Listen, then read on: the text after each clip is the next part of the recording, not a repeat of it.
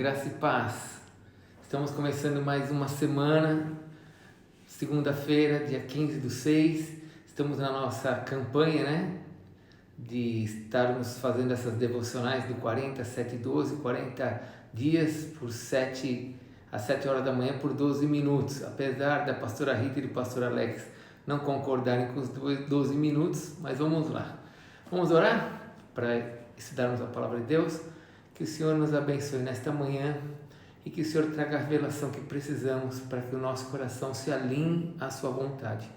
Que Deus te abençoe e traga paz e traga revelação para aquilo que vamos estudar hoje, em nome de Jesus. Amém? Livro de Marcos, capítulo 8, versículo 27. Vamos lá?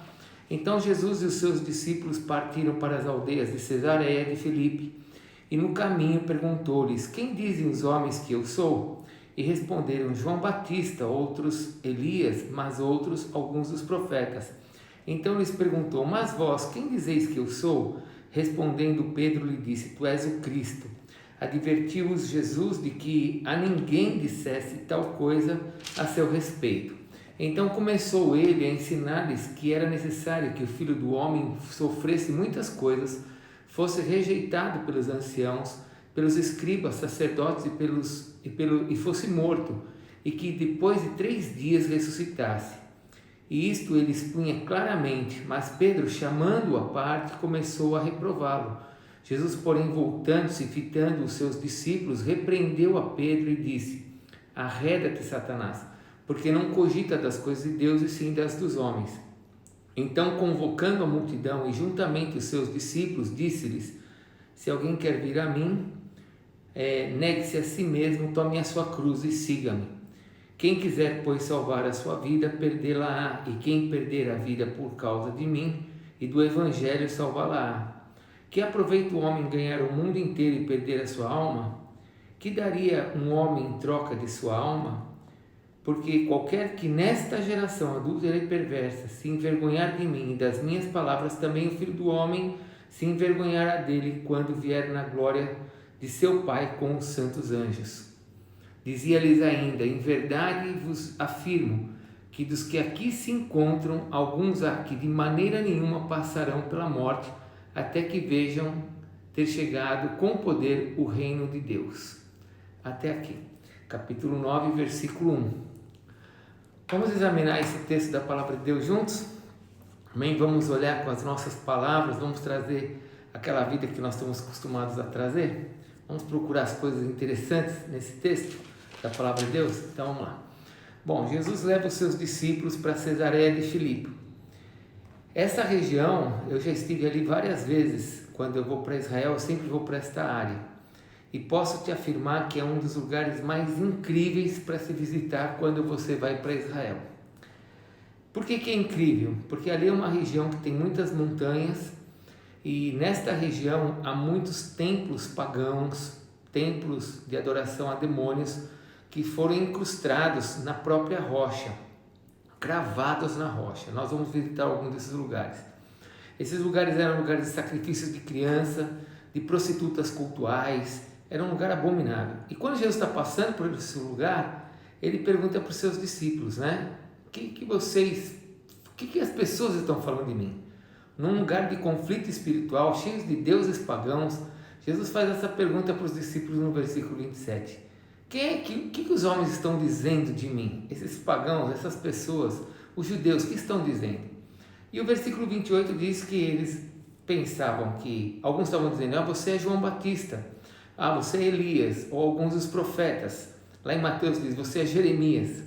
E Jesus então ouve, ele faz uma outra pergunta: mas e vocês? Quem vocês dizem que eu sou? E aí Pedro se dirige por meio de uma revelação do Pai e ele diz: tu és o Cristo. Lá em Mateus 16, versículo 17, está escrito: bem-aventurado é Simão Barjonas, porque não foi nem carne nem sangue que tu revelaram, mas foi meu Pai que estás nos céus. Que revelação que Pedro recebeu. Bom, já que eles tinham essa revelação que Jesus era o Cristo, agora o Senhor podia aprofundar mais, podia dar mais para eles, podia dar mais direção para eles, A palavra Cristo quer dizer Messias. A palavra Cristo não é o sobrenome de Jesus, não é Jesus Cristo, porque Jesus é o sobrenome dele. Não, Cristo quer dizer Messias. Essa é uma revelação que eles tinham do Messias, de que o Messias iria padecer, que o Messias morreria. Isso está lá em Isaías 53. E Jesus começa a trazer essa revelação de que ele precisava morrer, que ele precisava padecer, conforme Isaías 53. Isso ia dar paz para os discípulos. Quando os acontecimentos chegassem, eles iam ter mais tranquilidade, porque isso tinha sido escrito 600 anos antes de Jesus nascer. Isaías que deu essa revelação. Lá em Isaías 55, no versículo 5, diz que Jesus, o Messias, seria transpassado pelas transgressões, pelos pecados e pelas iniquidades das pessoas. Jesus seria moído, o Messias seria moído. Versículo 7 de Isaías 53 diz que ele seria humilhado, mas que ele não abriria a sua boca, que como cordeiro ele seria levado para o matadouro. O versículo 9 diz que designariam a tumba de Jesus, né, o lugar da morte de Jesus, junto com os ímpios, mas com o rico ele seria enterrado, no lugar de rico. Lembra de José de Arimateia, que emprestou o túmulo para Jesus?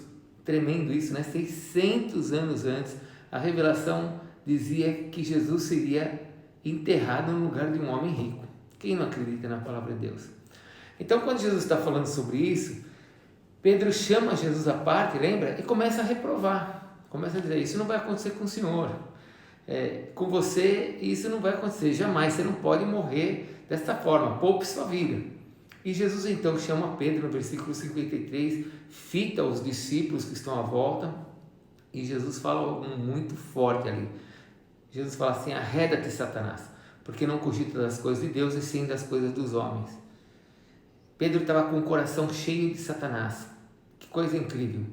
A coisa foi tão séria que Jesus chama depois uma multidão para deixar bem claro uma coisa, né? Aquilo que Pedro estava sentindo era tão errado que Jesus chamou uma multidão e os discípulos, e Jesus começa a falar no versículo 34, né? Se alguém vier após mim, negue-se a si mesmo, tome a sua cruz e siga-me. Ou seja, Jesus estava dizendo: não é da forma que vocês pensam que vocês vão ser salvos. A vida não vem segundo o conceito que vocês têm. A vida vem da maneira que eu tenho que passar. Não adianta fugir, não é fugindo, não é se escondendo, não é não deixando se matar. Jesus então está dizendo assim, não é da forma que você quer, Pedro. Jesus começa então a ensinar que o conceito da vida estava errado, que Pedro achava que ele ia viver se ele se escondesse, se ele fugisse, se ele fizesse alguma coisa. Agora, você já percebeu que a tua vitória sobre a morte só vem se você morrer? Porque quando a gente morre, é aí que a gente vê a vitória sobre a morte, porque nós estamos vivos. Por isso que Jesus fala no versículo 35, quem quiser, pois, salvar a sua vida, perdê-la, e quem perder a sua vida por amor do Evangelho, este salvará. Você só vai viver se você morrer para você, morrer em Cristo, no sentido de dar a sua vida para Ele. Cristo precisava morrer para nos dar vida, e nós precisamos morrer para nós mesmos para ter vida. Quando eu morrer fisicamente, eu vou ver que eu tenho essa vida, porque quando eu abrir os meus olhos, eu vou ver que eu não morri, eu estou na presença de Deus. Lindo isso, né?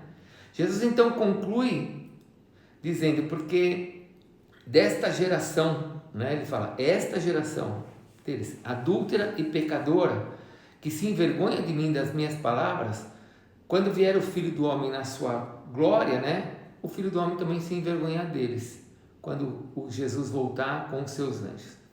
E aqui a palavra é muito específica para aquela geração, não tem nada a ver com a gente, é para aquela geração. Ele fala, esta geração adúltera e pecadora, né? Não tem nada a ver com a nossa geração, uma geração que iria gritar lá, né?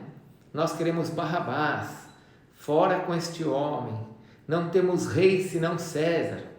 Essas palavras então não eram para os filhos, essas palavras eram para aquela geração pecadora que ia negar o Senhor Jesus Cristo, uma geração que iria rejeitar o Senhor Jesus Cristo, que tinha vergonha de Jesus Cristo, que preferia o César como rei do que o Senhor. Nós não somos esta geração, nós somos a geração que ama Jesus. Essa é a diferença do porco para a ovelha. Você sabe a diferença do porco para a ovelha? O porco, quando ele cai na lama, ele ama a lama, ele se lambuza na lama, ele se esbalda na lama, ele gosta da sujeira, né? O porco sai da lama e volta para a lama. A ovelha não, a ovelha quando cai na lama, ela procura grama, ela procura água para poder se limpar, se esfregar e tirar aquela lama. Ela procura pasto, grama, ela procura água, que são símbolos de alimento que o pastor dá, a água, o símbolo da palavra, para ela se limpar. Nós não somos porcos, nós somos ovelhas. Aquela geração perversa ficou ali. Jesus então termina falando para aqueles que estavam ouvindo, que os discípulos e aquela multidão que estava ali escutando, Jesus fala assim, então, dos que estão aqui, capítulo 9:1, dos que estão aqui, né, dos que se encontram aqui, alguns de maneira alguma passarão pela morte, até que eles tenham uma experiência do poder do reino. Isso eu vou falar amanhã, quando nós entrarmos no capítulo 9. Amém? Então, esta é a palavra. Que Deus te abençoe agora com uma revelação, que Deus te abençoe em nome de Jesus com uma direção para a sua vida, para este dia, para essa segunda-feira. Vamos meditar então em 3 pontos importantes? Vamos lá? Primeira coisa para meditar. Bom, você percebeu que nós temos uma guerra no nosso pensamento, que o nosso pensamento é perigoso, que nós temos que tomar cuidado? Versículo 29, Pedro disse, tu és o Cristo. Lá em Mateus, Jesus disse, bem-aventurado Simão, Barjonas, porque foi o Pai que te revelou isso. Olha, pensamento que o Pai deu a Pedro. Mas logo em seguida, Pedro começa a repreender Jesus e fala, não, o Senhor não vai morrer, dessa forma o Senhor não vai morrer. Não é assim que tem que ser. Versículo 33, Jesus diz, arreda-te, Satanás, porque não cogita das coisas de Deus e sim das dos homens. Uau! Uma cabeça com 2 pensamentos, um que vem do céu e outro que vem do inferno. Então dá para perceber que é uma batalha na nossa mente. Medite sobre isso. Os nossos pensamentos são complicados, eu tenho que tomar cuidado com aquilo que eu penso, porque nem todo pensamento que eu tenho vem de Deus, alguns podem vir do inferno. Eu não sei como que isso funciona, mas é uma verdade que as Escrituras me ensinam. A Bíblia está cheia de textos que me falam sobre isso. Romanos 12, 1 e 2 fala que eu tenho que renovar minha mente para que eu possa experimentar coisas boas.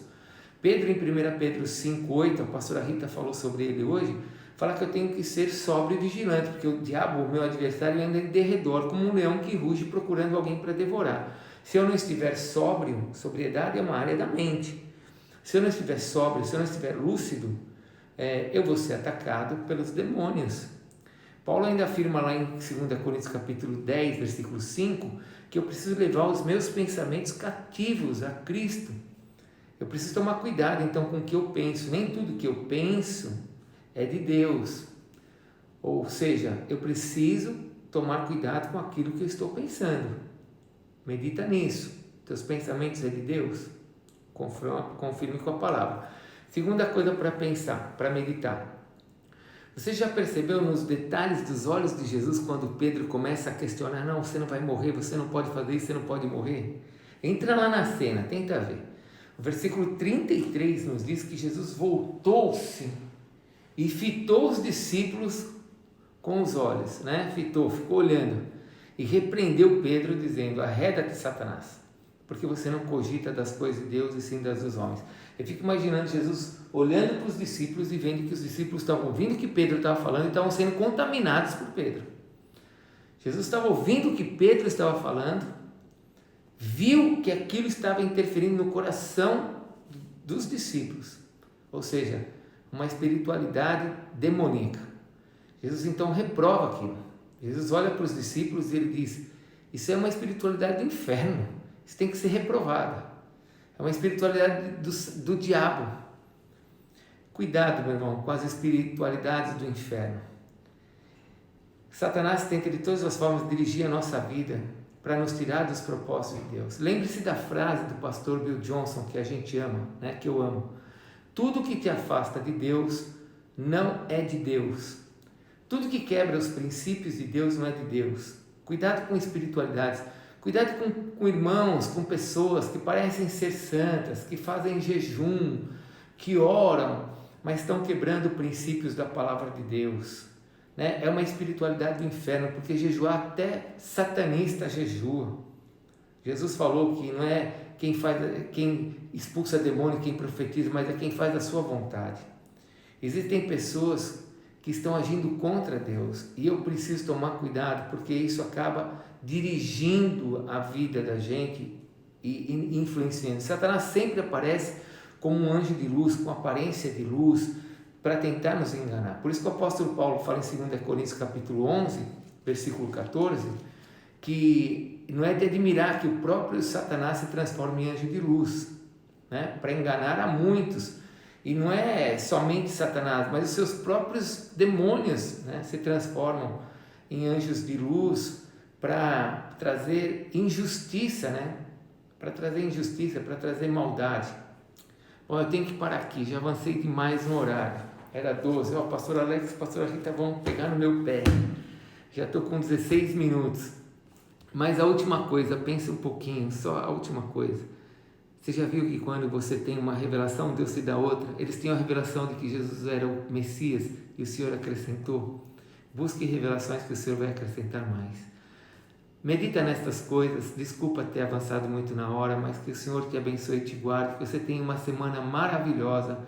E cuidado com aquilo que te influencia, cuidado com aquilo que parece ser de Deus e não é. Busque ter mais revelação, que isso vai te abençoar. Esta é a palavra para você. Graça e paz, igreja. Amém.